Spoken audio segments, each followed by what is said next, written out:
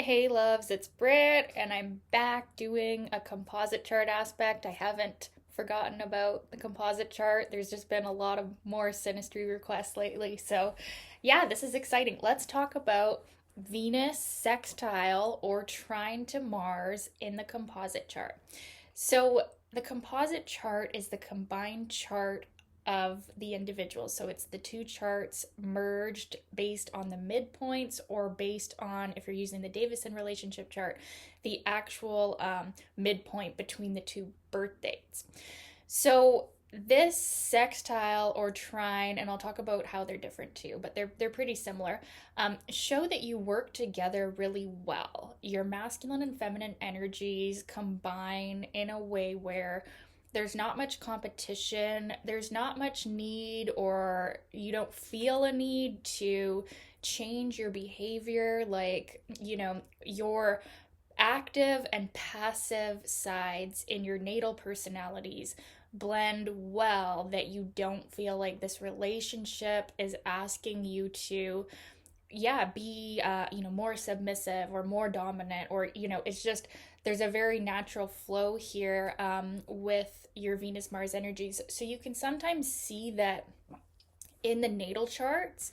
They have a harmonious Venus Mars energy, or it's somehow the way that they combine, it just works and it flows, and you're really able to like collaborate well with Venus sextile or trine Mars in the composite chart. You can really combine well as far as some sort of artistic pursuit or creative pursuit, or just pretty much about anything masculine and feminine. Of course, that includes sex. While we don't have the steaminess of the conjunction square or opposition as much here, we have a more ease and flow in our sexual expression. What we can sometimes see with the other aspects is maybe they're more intense, but it's a little bit harder to like get into that place where we can express our sexuality.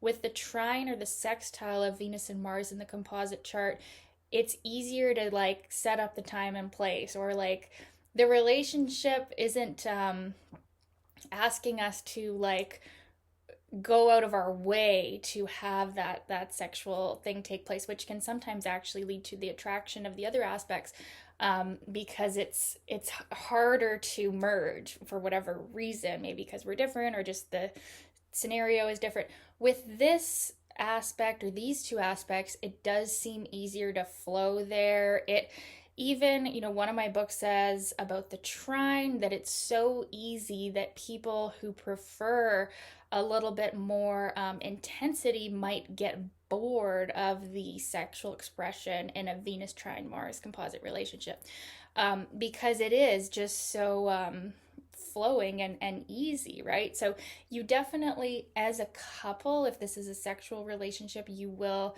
have good sex and have a good understanding of each other, like, and a good ability to meet each other's needs, as far as love and romance and sex. So you also really want to look at what houses Venus and Mars are in, because that's going to show also where this flow of energy is happening really nicely. So like if you've got a trine from first house to fifth house, we're going to see a lot of creative expression, a lot of physical energy. Maybe you feel more physically beautiful, and maybe, there could be a focus on children or creative pleasures and pursuits and things like that with the first fifth house trine happening. Or if it's a sextile, it could be like first to third or whatever. So you want to look at that, and you're going to see the areas that this energy is going to flow out in a really nice, harmonious way.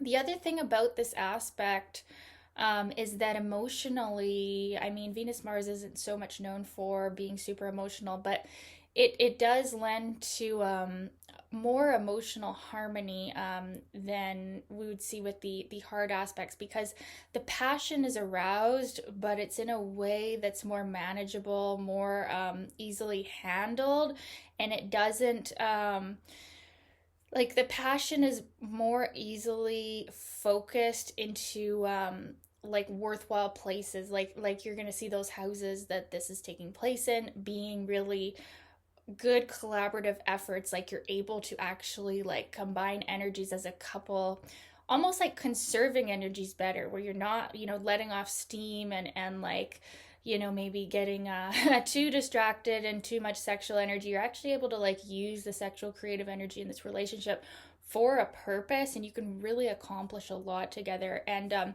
something that's really nice about this energy as a couple is the woman or the person in the feminine can feel like safe in her feminine, and then vice versa, the man or the person that represents the masculine energy can feel very seen in their masculine, and both people can really feel seen in this relationship. And it does show that like we do have that similarity in romance and love and how we act. Like we're able to fulfill each other's needs in an easy way without like I said, without going out of our way for it. It's just very simplistic energy where we have a harmony there, and it's really nice. We can also feel a lot of pleasure in each other's presence.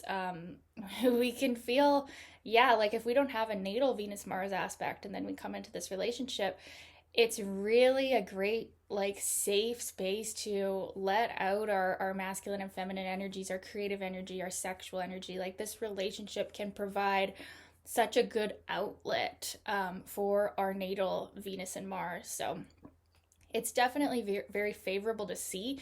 It probably won't cause enough attraction for two people to have like a wild and crazy like love affair that would be more plutonic or more difficult aspects that are going to lead to something like wild and life-changing. This is just a more steady, solid, enduring aspect to have. So it won't necessarily draw two people together, but if they are together, it shows that there is a compatibility there as far as Venus and Mars energies go.